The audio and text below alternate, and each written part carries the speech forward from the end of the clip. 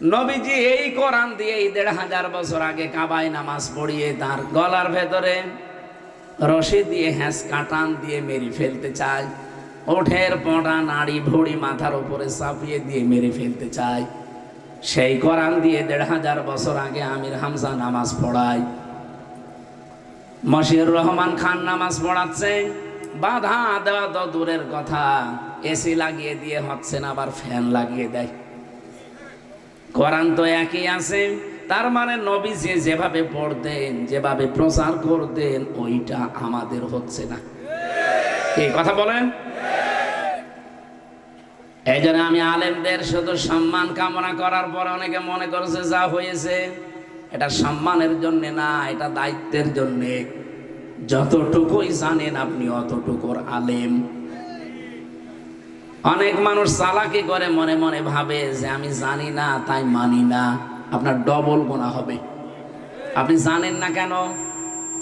ইসলামের কোন বিষয় জানাও ফরজ, মানাও ফরজ। এটা একটা ভুল কথা এই উপমহাদেশে কারা যেন ছড়িয়েছে যে জানার নাম ইসলাম না, মানার নাম ইসলাম। ও বাগেরহাট বাসী, আপনি যদি নাই জানেন তে মানবেন কি? এই জন্য জানার নামও ইসলাম, মানার নামও। এখানে একটা মাসলা আছে, এদিকে তাকান। ইসলামের কোন বিধান যদি আপনি জানেন কিন্তু মানেন না, আপনার একটা গুনাহ হবে। কারণ জানার ফরজ আদায় হয়ে গেছে, মানার ফরজ আদায় হয়নি, এজন্য গুনাহ হবে কয়টা? আপনি কোন বিধান জানেনও না, মানেনও না, আপনার ডবল গুনাহ হবে। আপনি জানেন না কেন? আপনি জানেন না কেন? এই জন্য জানাও ফরজ, আপনাকে মানাও ফরজ। যারা এতদিন এই ধান্দায় আছেন যে আমি জানি না তাই মানি না, আপনি বাঁশ খাবেন ডবল। আর আমরা যারা জানি কিন্তু মানি না, বাঁশ কয়টা? আমারে যদি একটা দেয় আপনারা দুইটা দেবে। অনেকে আবার বলে না বাঁশ দিলেও তো ভালো ঘর বানাবো, ওরে শয়তান। এই জন্য আমরা যে যতটুকু জানি আজকে থেকে এটা ফরজ মনে করে প্রচার করব ইনশাআল্লাহ। আমার বিশ্বাস বাংলাদেশে কিয়ামতের আগে কেউ কোরআন প্রচারে আর বাধা দেওয়ার সাহস পাবে না। কারণ আমরা সবাই প্রচারকারী, বাধা দেবে কে? ও ৮ ভাগ অন্য ধর্মের লোক আছে, ওরা এখন নিজেরাই পাগল হয়ে গেছে। কয়েকদিন আগে কুষ্টিয়াতে একটা অনুষ্ঠান ছিল, হিন্দু, বৌদ্ধ, খ্রিস্টান, ভিন্ন ধর্ম অবলম্বীদের নিয়ে আমারে 10 মিনিট কথা বলতে দিল। হিন্দু পরিষদের যিনি সভাপতি, ওনারে বললাম বলেন কি বলতে চান? বলছো হুজুর খুব ভয়ে আছি। কোনো ভয় নেই, আপনারা যদি গ্যারান্টি দিতে পারেন। এই 54 বছর বহু মানুষ আমাদের গ্যারান্টি দিয়েছে, কিন্তু কেউ কথা রাখেনি। এরকম একটা কবিতা আছে না, কেউ কথা। আপনারা আবার এরকম করবেন না তো। আমি ওই দিন তাদেরকে মিডিয়ার মাধ্যমে গ্যারান্টি দিয়েছি না, আমি দায়িত্ব নিয়ে বলতে পারি, বাংলাদেশ জামাত ইসলামী যদি এদেশের রাষ্ট্র ক্ষমতা পায়, এদেশের সব কিছু থাকবে না। যে এখানে জন্ম নিয়েছে, আমিরে জামাত ঘোষণায় দিয়েছে, সে এই দেশের সম্মানিত বৈধ নাগরিক।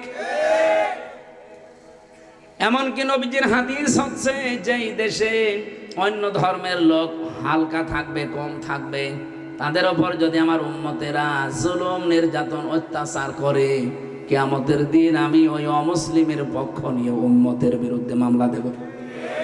এই কথা পৃথিবীর কোন ধর্ম প্রচারক বলতে পারে নাই, শুধু মুহাম্মদুর রাসূলুল্লাহ জানিয়েছেন। সুবহানাল্লাহ বলতে পারেন নাই?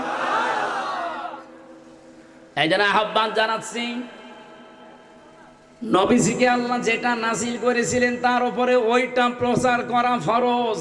তাবলীগ আমরা করতে চাই, আজকে থেকে সিদ্ধান্ত নিয়ে কোরআনের, কিসের?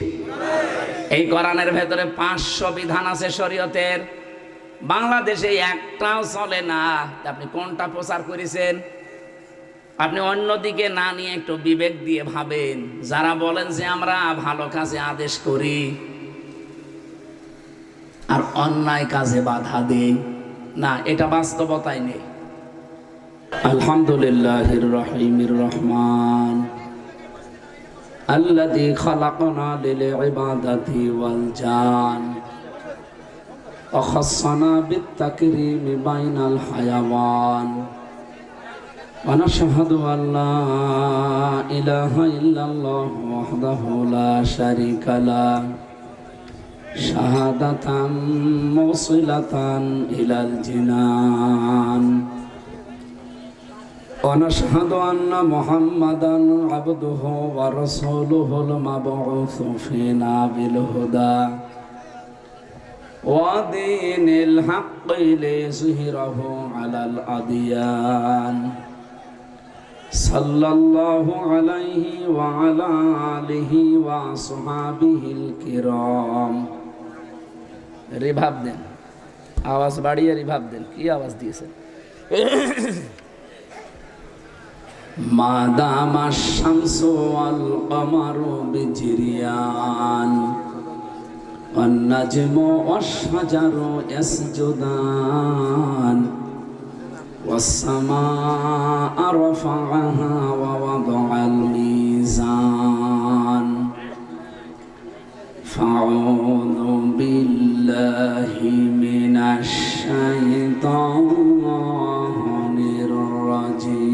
الرجيم بسم الله الرحمن الرحيم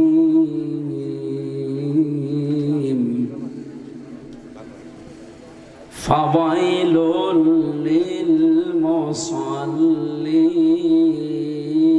للمصلين الذين هم عن صلاتهم ساهون.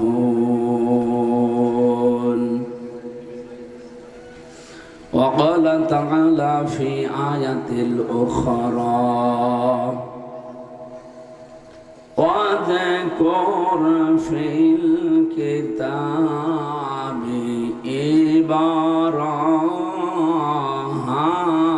إبراهيم واذكر في الكتاب إبراهيم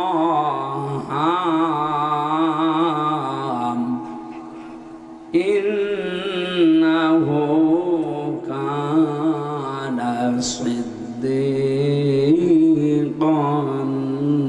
نبيا.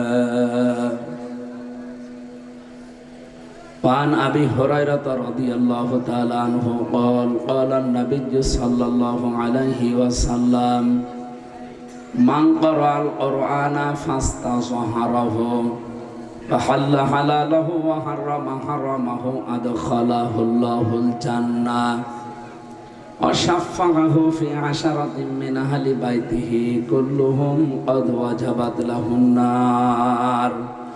رواه الترمذي. وقال تعالى في شان حبيبي وما زادهم إلا إيمانا وتسليما. اللهم صل على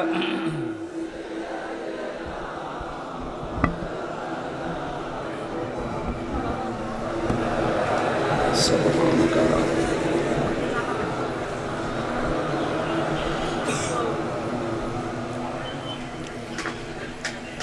بلغ العلا بكماله كشف الدجى بجماله حسنت جميع خصاله صلوا عليه. এই এখানে এত কি এখানে বসে থাকা যায় না? বসেন সব বসেন, গল্প করছে মানে বসেন, তাড়াতাড়ি বসেন, তাড়াতাড়ি বসেন। সুন্নাত নয় শুধু দাওয়াতের মেহমান, সুন্নাত নয় শুধু খাওয়া শেষে মধুপান, আরো কিছু সুন্নাত আছে তুমি জানো কি? জানলেও জীবনে কখনো তা মানো কি? সুন্নাত কোরআনের সমাজ বিনির্মাণে বৈর সকল পথ মাড়িয়ে চালায়। সন্নাতে দাওয়াতে দিনের পাশাপাশি ইসলাম রক্ষায় হাতে তলোয়ার তোলা। সন্নাত শুধু নয় নমনীয় আলাপন, সন্নাত প্রয়োজনে হুঙ্কার গর্জন। মহাব্বতে তার সুদিনের সাথী তুমি, হামজার মতো তার পাশে থাকো কি, আরো কিছু সুন্নাত আছে তুমি জানো কি, জানলেও জীবনে কখনো তা মানো কি। আলহামদুলিল্লাহ। বাগেরহাট জেলার কচুয়া থানার অন্তর্গত গজালিয়া সোনাকান্দর শিকিরপাড়া জামে মসজিদ যুব সমাজের উদ্যোগে মহাবিশ্বের মহাবিশ্বয় আমাদের মালিক আমাদের মনিব মহান রব্বুল ইজ্জাত আল জালালের মুখের পবিত্র বাণী কোরআনে কারীম তাফসীরুল কোরআন মাহফিলের স্বনামধন্য সভাপতি হাজারো আলেমের উস্তাজ আলহাজ হাফেজ মাওলানা আব্দুল হান্নান দামাত বারকাতুহুমুল আলিয়া বলেন আমিন। এ মাহফিলের বিশেষ অতিথি জনাব অধ্যাপক এমডি মোস্তাজাবুল হক, সাবেক চেয়ারম্যান 2 নম্বর ধফাখালী ইউনিয়ন পরিষদ। বিশেষ বক্তা হাফেজ মাওলানা আল আমিন। এতক্ষণ যিনি কথা বললেন মাওলানা হোসাইন মাহফুজ চুয়াডাঙ্গা। মঞ্চে বসা আছেন হাজার হাজার আলেমের উস্তাদ, ইসলামিক চিন্তাবিদ, শিক্ষাবিদ, বাংলাদেশ জামাতে ইসলামী কেন্দ্রীয় শোরা সদস্য এবং আপনাদের 2 আসনের বাংলাদেশ জামাত ইসলামী মনোনীত 1 আসনের সংসদ সদস্য পদপ্রার্থী অধ্যক্ষ মাওলানা মশিউর রহমান খান আতালাল্লাহু উমরাহু ওয়া বারাকাল্লাহু ফি হায়াতি। সকলে বলেন আমিন। উপস্থিত হয়েছেন এলাকার গণমানুষের পরিচিত মুখ, আমার কারাগারের সাথী। হজ একসাথে মানুষ করলে বলে আরাফাতের সাথী। আমরা যারা জেলে ছিলাম তারা জেলের সাথী। হজে গেলে মানুষ যদি আরাফাতি ভাই হয়, এক জায়গায় থাকে, এই কারণে আমরা যারা জেলে ছিলাম আমরা জেলহাজ ভাই। হজ করলে আলহাজ হয় আর আমরা কি জেলহাজ। শ্রদ্ধাভাজন বড় ভাই জনাব শেখ মনজুরুল হক রাহাত আতালাল্লাহু উমরাহু ওয়া বারাকাল্লাহু ফি হায়াতি বলেন আমিন।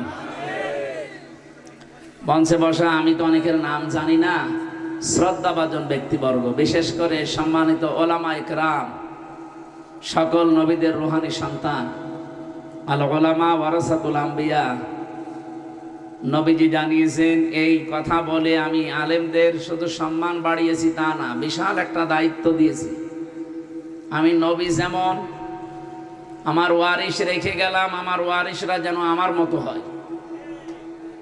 নবীজিকে আল্লাহ যে দায়িত্ব দিয়েছিলেন, নবীর যে ওয়ারিশ ওই দায়িত্ব পালন করবে, আমি তার জন্য দোয়া করছি। ওয়ারাফা'না লাকা যিকরাক। নবীর দায়িত্ব ছিল কি?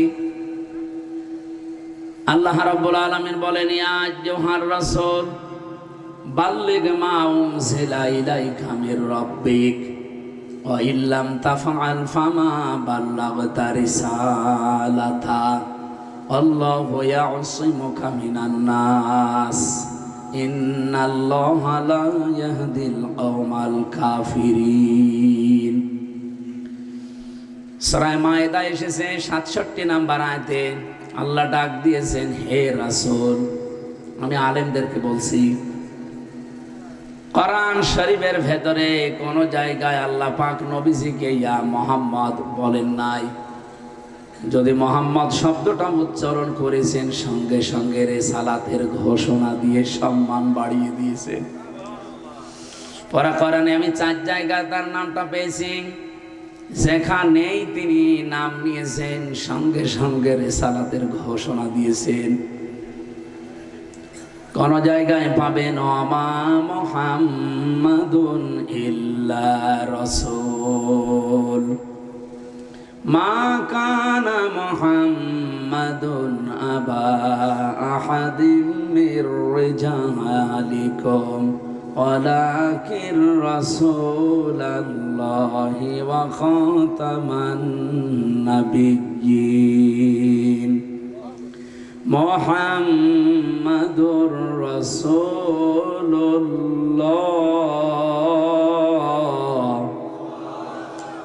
আমিনু বিমা নুজ্জিলা আলা মুহাম্মাদ। আপনি 4 জায়গায় ঘোষণা দেখবেন আল্লাহ তার রিসালাতের ঘোষণা আগে দিয়ে তারপরে নাম বললেন। এতে এখানে আমি তাফসীর পড়তে গিয়ে বাইজাবিতে দেখেছি, আল্লামা নাসিরউদ্দিন বাইজাবি রহমাতুল্লাহ আলাইহি ইয়া আইয়ুহার রাসূল এ শব্দের পরে একটা আশ্চর্যবোধক শব্দ দিয়েছেন। আপনি বাংলায় দেখবেন একটা লম্বা করে টানার পরে নিচে একটা ফোঁটা দেওয়া থাকে, একটা আশ্চর্যবোধক চিহ্ন বলি। আমি তাফসীর পড়তে গিয়ে আয়াতে আমি দেখেছি আল্লাহ পাক তাকে ধমক দিয়েছেন, তার মানে আশ্চর্য হয়ে গেছি আমরা। জিবরাইল ফেরেশতা, আমি এখানে টিকায় দেখলাম ফেরেশতা জিবরাইল যখন এই আয়াতটা নিয়ে আসে তিনিও পর্যন্ত আশ্চর্য হয়ে গেছে যে জীবনের প্রথমই আজকে এ রাসূলকে আল্লাহ একটু ধমক সুরে কথা বললেন, ইয়া আইয়ুহার রাসূল, হে রাসূল বাল্লিগ, আপনি প্রচার করেন, তাবলীগ করেন, পৌঁছিয়ে দেন। কি পৌঁছাবেন আপনি? মা উনজিলা ইলাইকা মির রাব্বিক, আপনার রব আপনাকে যেটা দিয়েছে ওইটা। তার মানে তাবলীগ করা কিন্তু আল্লাহর নির্দেশ, এটা ফরজ। যা তা তাবলীগ করা যাবে না। তাবলীগ যদি করতেই হয় কোরআনের তাবলীগ করা লাগবে। এই আয়াতের ব্যাখ্যায় আমি একটা হাদিস পেয়েছি, বিশ্বনবী জানিয়েছেন বাল্লিগু আন্নি ওয়ালাউ আয়া। বাল্লিগ দেননি, বাল্লিগু বহুবচন। কোরআনে আল্লাহ বাল্লিগ দিলেন, আর নবীজি ব্যাখ্যা করতে গিয়ে বললেন বাল্লিগু, তোমরা সবাই মিলে পৌঁছিয়ে দাও, আন্নি আমার পক্ষ থেকে, ওয়ালাউ আয়া যদি একটা আয়াতও জানা থাকে। বাংলার মুসলমানেরা হাদিস পড়ার পরে আমি ব্যাখ্যা যেটা দেখলাম, বাংলাদেশে আমরা 92% মুসলমান। নবীজির এই কথা আল্লাহর মতোই ফরজ আমাদের মেনে নেওয়া, কারণ বিশ্ব নবীকে আল্লাহ শারিয় বানিয়েছিলেন, শরীয়ত প্রণেতা। উনি হ্যাঁ বললে হালাল হয়ে যায়, না বললে হারাম হয়ে যায়। এত পাওয়ার আল্লাহ তাকে দিয়েছিলেন, এই পৃথিবী থেকে শুধু একটু পা তুলেছেন আরো সে চলে গেছেন। আকাশের দিকে আঙ্গুলে বাবা ইশারা দিয়েছেন, চাঁদ পর্যন্ত 2 খণ্ড হয়ে গেছে। এত বড় পাওয়ারফুল নবী শব্দ চয়ন করেছেন বাল্লিগু, তোমরা সবাই মিলে প্রচার করো। এই সবাইয়ের ভেতরে যদি হামজা থাকে, খান সাহেব নেই। হ্যাঁ কথা বলেন না কেন? আজকের যিনি মহাতামিম হাফেজ সাহেব নেই। নবীর উম্মত যদি দাবি করেন এই আদেশটা আপনাকে মানা লাগবে। আর বাংলাদেশে আমরা যেহেতু 92% নবীর উম্মত বলে দাবি করি, নবীর এই নির্দেশ যদি সত্যি আমরা সবাই ফরজ মনে করে পালন করতাম, এই 15.5 বছরে কোরআনে প্রচার করতে অনুমতি নেওয়া লাগতো না। অনুমতি নেওয়া কেন লাগবে? আমার সবার দায়িত্ব এটা। আমির হামজা সেই কুষ্টিয়া থেকে বাগেরহাট কচুয়া এসে প্রচার করবে, কেন আপনার দায়িত্ব নেই? আমি 250 কিলোমিটার এসে এখানে বাধার সম্মুখীন হব, আমি কি আমার বাবার কথা এসে বলতাম? বলেন বলেন। আমি যদি বাধার সম্মুখীন হয়ে থাকি, আপনিও তো প্রচার করা ফরজ, আপনাকেও বাধা দেওয়া লাগবে। কিন্তু আমরা অনেক দৃশ্য উলট পালট দেখেছি। একই কোরআন আমি প্রচার করলে বাধা দেয়, আর একজন প্রচার করলে মুরগি খাওয়ায়। নবীজি নামাজ পড়তেন কাবা শরীফে, মাথার উপরে ওঠের নাড়ি ভড়ি পোঁছা দিয়ে দিত, গলার ভেতরে রশি দিয়ে হেঁচকা টান দিত। শোনেননি কোনোদিন? বলেন বলেন। কোরআনে কারীম জানিয়েছে, ওয়াইদা তুতলা আলাইহিম আয়াতুনা বাজ্জিনাতিন তা'রিফু ফি ওয়ুজুহিল্লাযীনা কাফারুল মুনকার। সূরা হজের ভেতরে এসেছে, হে নবী যখন তাদের সামনে আমার কোরআন তেলাওয়াত করবেন, আপনি দেখতে পাবেন কিছু মানুষ মনে হয় আপনাকে মারতে আসছে। তাদের চেহারার ভেতরে রাগ, এই দৃশ্যটা ফুটে ওঠে, মনে হয় যে আপনাকে মেরে ফেলবে। নবীজি এই কোরআন দিয়ে এই ১৫০০ বছর আগে কাবায় নামাজ পড়িয়ে তার গলার ভেতরে রশি দিয়ে হেঁচকা টান দিয়ে মেরে ফেলতে চায়, ওঠের পটা নাড়ি ভড়ি মাথার উপরে চাপিয়ে দিয়ে মেরে ফেলতে চায়। সেই কোরআন দিয়ে ১৫০০ বছর আগে আমির হামজা নামাজ পড়ায়, মশিউর রহমান খান নামাজ পড়াচ্ছে। বাধা দেওয়া তো দূরের কথা, এসি লাগিয়ে দিয়ে হচ্ছে না, আবার ফ্যান লাগিয়ে দেয়। কোরআন তো একই আছে, তার মানে নবীজি যেভাবে পড়তেন, যেভাবে প্রচার করতেন, ওইটা আমাদের হচ্ছে না। এই কথা বলেন। এই জন্য আমি আলেমদের শুধু সম্মান কামনা করার পর অনেকে মনে করছে যা হয়েছে এটা সম্মানের জন্য না, এটা দায়িত্বের জন্যে। যতটুকুই জানেন আপনি অতটুকুর আলেম। অনেক মানুষ চালাকি করে, মনে মনে ভাবে যে আমি জানি না তাই মানি না। আপনার ডবল গুনাহ হবে। আপনি জানেন না কেন? ইসলামের কোনো বিষয় জানাও ফরজ, মানাও ফরজ। এটা একটা ভুল কথা এই উপমহাদেশে কারা যেন ছড়িয়েছে, যে জানার নাম ইসলাম না, মানার নাম ইসলাম। ও বাগেরহাটবাসী, আপনি যদি নাই জানেন তে মানবেন কি? এই জন্য জানার নামও ইসলাম, মানার নামও। এখানে একটা মাসলা আছে, এদিকে তাকান। ইসলামের কোনো বিধান যদি আপনি জানেন কিন্তু মানেন না, আপনার একটা গুনাহ হবে। কারণ জানার ফরজ আদায় হয়ে গেছে, মানার ফরজ আদায় হয়নি, এজন্য গুনাহ হবে কয়টা? আপনি কোনো বিধান জানেনও না, মানেনও না, আপনার ডবল গুনাহ হবে। আপনি জানেন না কেন? আপনি জানেন না কেন? এই জন্য জানাও ফরজ, আপনাকে মানাও ফরজ। যারা এতদিন এই ধান্দায় আছেন যে আমি জানি না তাই মানি না, আপনি বাঁশ খাবেন ডবল। আর আমরা যারা জানি কিন্তু মানি না, বাঁশ কয়টা? আমারে যদি একটা দেয় আপনারা দুইটা দেবে। অনেকে আবার বলে না বাঁশ দিলেও তো ভালো ঘর বানাবো। ওরে শয়তান, এই হাদিস দিয়ে কি আমি নবীর এই হাদিস দিয়ে আমাদের সম্মান বাড়িয়েছে নবীজি, দায়িত্ব বাড়িয়ে দিয়েছে। আপনার নামের আগে এরকম মাওলানা মশিউর রহমান লেখা থাকা লাগবে না, হাফেজ মোস্তফা কামাল লেখা থাকবে লাগবে না। যতটুকু জানেন আপনি অতটুকুর আলেম। আলেম মানে কি? জ্ঞানী। বলেন বলেন। এই জন্য আমরা যে যতটুকু জানি আজকে থেকে এটা ফরজ মনে করে প্রচার করব ইনশাআল্লাহ। আমার বিশ্বাস বাংলাদেশে কিয়ামতের আগে কেউ কোরআন প্রচারে আর বাধা দেওয়ার সাহস পাবে না। কারণ আমরা সবাই প্রচারকারী, বাধা দেবে কে? ও ৮ ভাগ অন্য ধর্মের লোক আছে, ওরা এখন নিজেরাই পাগল হয়ে গেছে। কয়েকদিন আগে কুষ্টিয়াতে একটা অনুষ্ঠান ছিল, হিন্দু বৌদ্ধ খ্রিস্টান ভিন্ন ধর্ম অবলম্বীদের নিয়ে। আমারে 10 মিনিট কথা বলতে দিল। হিন্দু পরিষদের যিনি সভাপতি, ওনারে বললাম বলেন কি বলতে চান? বলছো হুজুর খুব ভয়ে আছি। কোনো ভয় নেই, আপনারা যদি গ্যারান্টি দিতে পারেন। এই 54 বছর বহু মানুষ আমাদের গ্যারান্টি দিয়েছে, কিন্তু কেউ কথা রাখেনি। এরকম একটা কবিতা আছে না, কেউ কথা। আপনারা আবার এরকম করবেন না তো। আমি ওই দিন তাদেরকে মিডিয়ার মাধ্যমে গ্যারান্টি দিয়েছি না, আমি দায়িত্ব নিয়ে বলতে পারি, বাংলাদেশ জামাত ইসলামী যদি দেশের রাষ্ট্র ক্ষমতা পায়, বলি কিছু থাকবে না। যে এখানে জন্ম নিয়েছে আমিরে জামাত ঘোষণায় দিয়েছে সে এই দেশের সম্মানিত বৈধ নাগরিক। এমনকি নবীজির হাদিস হচ্ছে যেই দেশে অন্য ধর্মের লোক হালকা থাকবে, কম থাকবে, তাদের ওপর যদি আমার উম্মতেরা জুলুম নির্যাতন অত্যাচার করে, কিয়ামতের দিন আমি ওই অমুসলিমের পক্ষ নিয়ে উম্মতের বিরুদ্ধে মামলা দেব। এই কথা পৃথিবীর কোন ধর্ম প্রচারক বলতে পারে নাই, শুধু মুহাম্মদ রাসূলুল্লাহ জানিয়েছেন। সুবহানাল্লাহ বলতে পারেন নাই? এই জন্য আহ্বান জানাচ্ছি, নবীজিকে আল্লাহ যেটা নাজিল করেছিলেন তার উপরে ওইটা প্রচার করা ফরজ। তাবলীগ আমরা করতে চাই, আজকে থেকে সিদ্ধান্ত নিয়ে কোরআনের, কিসের? এই কোরআনের ভেতরে 500 বিধান আছে শরীয়তের, বাংলাদেশে একটাও চলে না। আপনি কোনটা প্রচার করেছেন?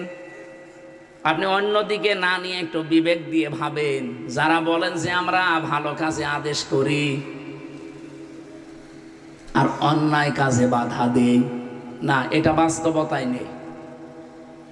সৎ কাজে আদেশ করো, অসৎ কাজে নিষেধ করো, এই যে শব্দটা, এই শব্দটা বাস্তবতায় আমরা দেখেছি। তা'মুরুনা বিল মা'রুফ ওয়া তানহাউনা আনিল মুনকার, তোমরা ভালো কাজে আদেশ করো, অন্যায় কাজে বাধা দাও।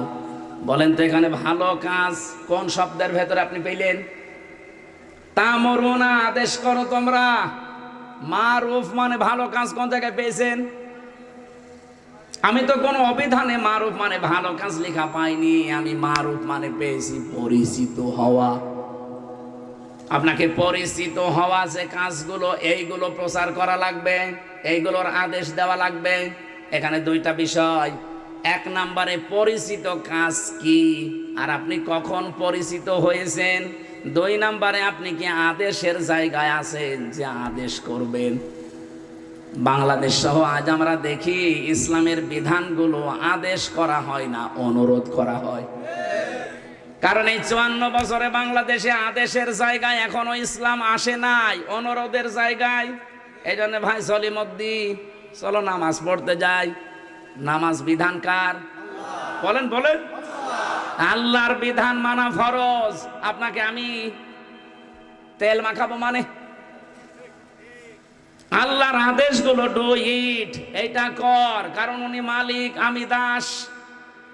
এক কথা বলেন না কেন? আমরা আল্লাহর আদেশকে আজ অনুরোধ বানিয়ে নিয়েছি। আল্লাহর আদেশ যদি আদেশের জায়গায় আমরা নিয়ে যেতে পারতাম, 57টা মুসলিম দেশে, আল্লাহর কসম ইসরায়েল এই মুহূর্তে বিশ্ব থেকে মিটে যেত। আমরা সব জায়গায় অনুরোধ বানিয়ে রেখেছি। আমরা এই জন্য বারবার বলছি ইসলামকে আদেশের জায়গায় নিয়ে যান, বাংলাদেশ মিনি জান্নাত হয়ে যাবে। এটা এবার দেখাবো ইনশাআল্লাহ। 2 নম্বরে তানহাউনা আনিল মুনকার। তানহা মানে নিষেধ করা শুধু না, তানহা মানে বাধা দেওয়া। এই যে আসার সময় একটা নদী দেখলাম, এই নদীতে স্রোত চলছে। খান সাহেব আর আমি যে যদি বলি ফু দিয়ে দিলাম, এই স্রোত বন্ধ হয়ে যা, হবে? ওটা বন্ধ করতে হলে ওখানে প্রাচীর তৈরি করা লাগবে, বাধা দেওয়া লাগবে, বাঁক দেওয়া লাগবে, বেড়ি দেওয়া লাগবে। আল্লাহ পাক বলেন পৃথিবীতে অন্যায় কাজ এরকম আছে 500, এই কোরআনে আছে। এই অন্যায়টা যেখানে যেটা আসবে ওই জায়গায় বাধার প্রাচীর তৈরি করা লাগবে। আমরা আজ পারি না। এই জন্য আহ্বান জানাচ্ছি, আগামীতে ইসলামকে আদেশের জায়গায় নিয়ে যান, দেখবেন এই 54 বছরের জন্য আপনার আফসোস হবে। কি করলাম এতদিন? হাত্তা ইযা জাতুহুমুস সাআতু বাগতাতান ক্বালু ইয়া হাসরাতানা আলা মা ফাররাতনা ফিহা। রব্বুল আলামিন বলেন, হঠাৎ করে যখন তাদের সামনে এখানে সাআতুন মানে কিয়ামত অথবা মৃত্যু, যখন মরণ চলে আসে, তখন পেছনের দিকে তাকায় আর আফসোস করে, আল্লাহ আমি কি পাঠিয়েছি।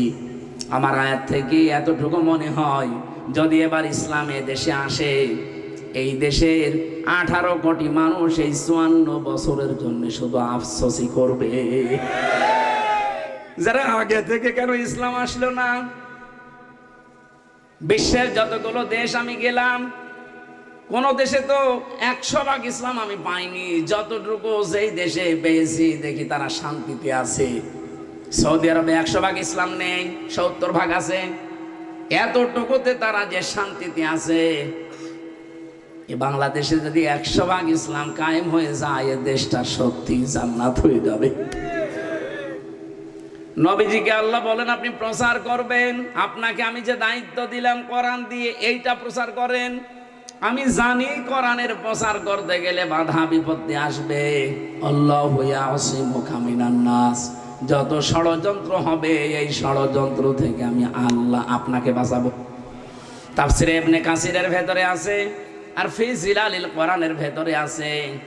যদিও কা দিয়ে মোহাম্মদ রাসূলুল্লাহকে আল্লাহ উদ্দেশ্য করেছেন, কিন্তু কা দিয়ে কিয়ামত পর্যন্ত নবীর সব উম্মতেরা শামিল। যে যেখান থেকে মন দিয়ে আল্লাহর কোরআনকে নবীজির মতো প্রচার করার সিদ্ধান্ত নেবে, বাধা আসবে, বিপত্তি আসবে, ষড়যন্ত্র হবে, সবগুলো মোকাবেলা করবে কে? ইয়াসিমুকা মিনান নাস, মানুষ থেকে আমি আল্লাহ আপনাকে বাঁচাবো। এই আয়াতটা যে কত বাস্তব সত্য আমি নিজের জীবনে পেয়েছি। বিশ্ববিদ্যালয় যখন ফার্স্ট ইয়ারে, ওই সময় কুষ্টিয়ায় বড় বাজারে এক জায়গায় জমার নামাজ পড়াতাম। সভাপতি উনি টাকা ছেড়ে রাখে, টাকা আসে, কি বলে বলেন বলেন। সেক্রেটারি হচ্ছে ডিশের ব্যবসা করে, উলঙ্গ ছবি চালায়। দুই জনের ব্যবসায় তো হালাল। হ্যাঁ, ওনারে দুইজনকে একবার বুঝালাম যে আপনারা হয় এই দুইটা হারাম কাজ ছেড়ে দেন, নাই মসজিদের দায়িত্ব ছেড়ে দেন। আমারে বলছে পিসকে হুজুর বেশি বোঝো। একটা কথা হইল, থানায় মামলা দিল আমি নাকি শিবির করি, রগ কেটে বেড়াই। এটা একটা ডাহা মিথ্যা কথা। বাংলাদেশে 1977 সালে শিবির প্রতিষ্ঠিত হওয়ার পর থেকে এই 25 সাল জুন মাসের আজকে 21 তারিখ পর্যন্ত কোন শিবির রগ কেটেছে যদি দেখাতে পারেন, এখনই মোনাজাত করে দেব। আমি আজ পর্যন্ত তো দেখি নাই, শুধু শুনেছি। খুলনায় যদি আসে এই শিবির রগ কেটেছে, কোথায় কেটেছে বলে রাজশাহী। রাজশাহী গেলে জিজ্ঞাসা করলাম কোথায়, বলে চট্টগ্রামে। এই সোনার ওপরে চলছে সেই 77 থেকে 25 পর্যন্ত। আজ পর্যন্ত কোন শিবিরের মানুষ রগ কেটেছে আমি পাইনি। কিন্তু যারা এই তকমা দিয়েছে যে শিবির রগ কাটে, শিবির গোপন সংগঠন, তারা যে রগ কেটেছে প্রমাণ আমি এখনই দেবো। আসেন, আমার এখনই সাথে চলেন কুষ্টিয়ায়। গতকালকেও কেটে দিয়েছে আল্লাহর ওলিরা,